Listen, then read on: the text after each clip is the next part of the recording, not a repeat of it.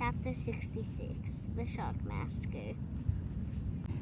When in the southern fisheries, a captured sperm whale, after a long and weary toil, is brought alongside late at night, it is not, as a general thing at least, customary to proceed at once to the business of cutting him in.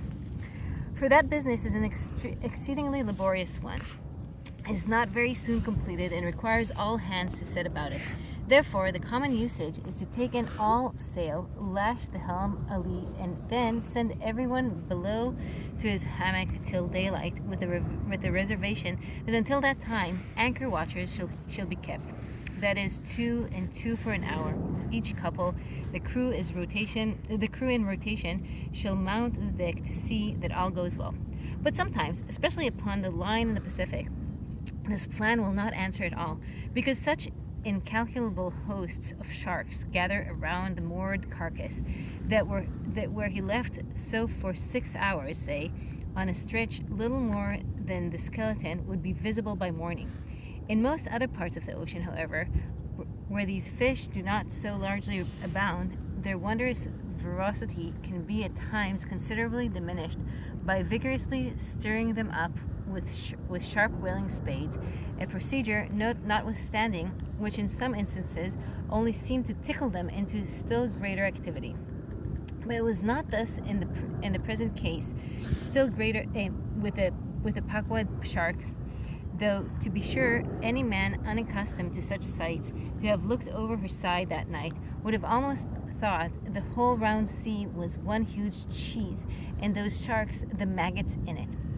Nevertheless, upon Stubb setting the anchor watch after his supper was concluded, and when accordingly Queequeg and the forecastle seamen came on deck, no small excitement was created among the sharks, for immediately suspending the cutting stage over the side and lowering 3 lanterns so that they cast the long gleams of light over the turbid sea, these 2 mariners, darting their long whaling spades, kept up an incessant murdering of sharks.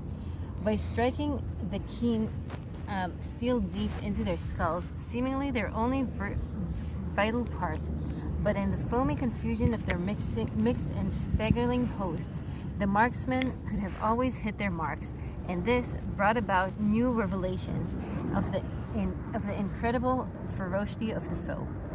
These viciously shaped not only at each other. They viciously snapped not only at each other's disembowelments, but like flexible bows bent round and bit their own, till those entrails seemed swallowed over and over again by the same mouth, not to be opposably voided by the gaping wound. Nor was this all. It was unsafe to meddle with the corpses and ghosts of these creatures. A sort of generic or pathetic vitality seemed to lurk in their very joints and bones, after what might be called the individual life had departed. Killed and hoisted on deck for the sake of his skin, one of these sharks almost took poor Queequeg's hand off when he tried to shut down the dead lid of his murderous jaw. Queequeg, no care what God made him shark, said the savage, agonizingly lifted his hand up and down, Weeder Fiji God or Nantucket God, but Nantucket God, but the God what make shark must be one damn Indian.